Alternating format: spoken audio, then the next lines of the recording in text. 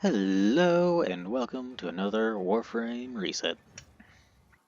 Tashin this week is bringing in Unperformable Blueprint, plus the Failed Riven Cipher. In Nightwave this week, the missions are Flawless, clear a Railjack boarding party without your Warframe taking damage. Protector, complete 3 mobile defense missions. Elite Beast Slayer, defeat the Aura Worm in Steel Path. Hold Your Breath, survive for over 20 minutes in Akuva Survival. And then the 30 Eximus, 15 missions, and 500 enemies.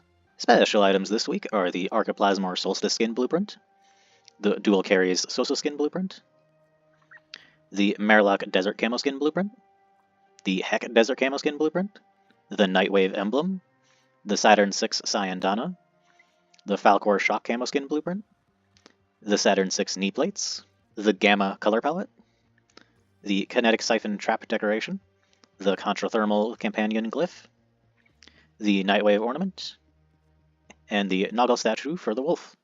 Special mods this week are Napalm Grenades. Grenades leave a burning patch on impact, also adds 30 final status chance for the Penta. Exposing Harpoon for the Power Pack. Pulling an enemy will give plus 300% critical chance for 15 seconds. Dizzying Rounds for the Bronco. Shots from less than 8 meters stun enemies and open them to finishers. Adds 200% extra status chance. Critical Precision for the Tiburon. For the Burst Fire mode only, headshots increase critical chance by 10% up to 500%. Missing all rounds in a shot in a burst removes up to 100% of the bonus critical chance. Ambush Optics for the Rubico, minus 50% zoom. Double Tap for the Latron, 20% bonus damage on the next shot for 2 seconds, stacks up to 20 times outside of Conclave. Skull Shots for the Viper, on headshots plus 100% ammo efficiency for 2 seconds. The Archon Hunt this week is Naira, with mobile defense and disruption for the fight.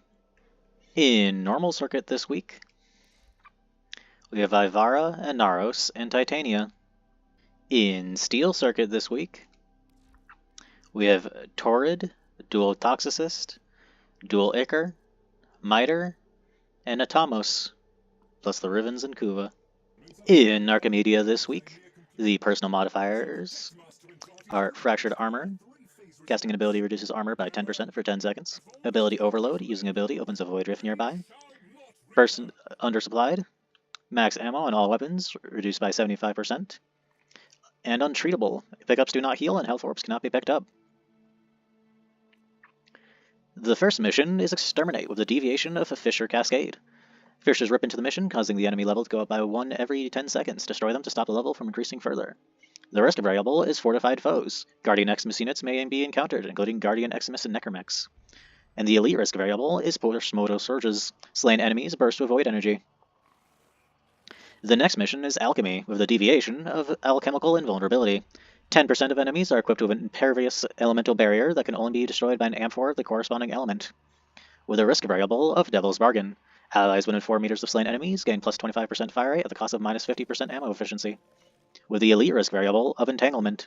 Allies within 4 meters of slain enemies endure reduced movement speed and parkour velocity.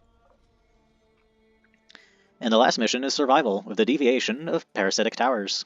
Life support towers only activate after 20 enemies have been killed within a 15-meter radius of them.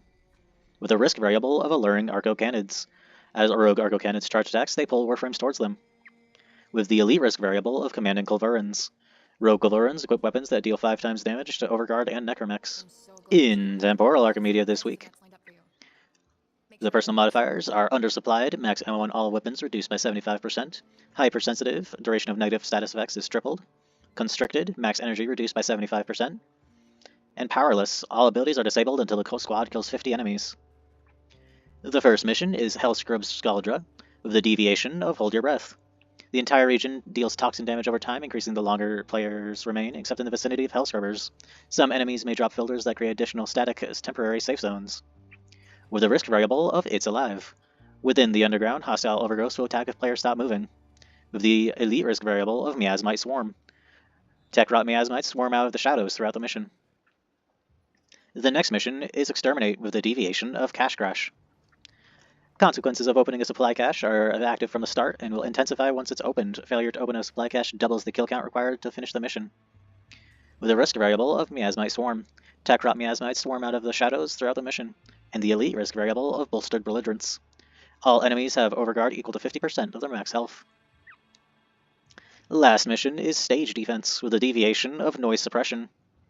Drones fly above flare, spraying them with a fervon gas. With a risk variable of a competitive streak, random negative penalties from Amir and Aui's face-off mode will be applied throughout the mission. With the elite risk variable of heavy warfare, enemies take 95% less damage from non-heavy weapons. Enemies will drop heavy ammo packs, and heavy weapon recall time is reduced to 5 seconds. Talk to Maru to get your free Ayatan treasure. And talk to Darvo to get your free Clem blueprint. And talk to Paladino to trade in your Irvin's livers. The current events live right now are the Knights of Nabarus and Thermia Fractures. Thanks for watching. Make sure to like, comment, and subscribe, and I'll see you all next time. Peace.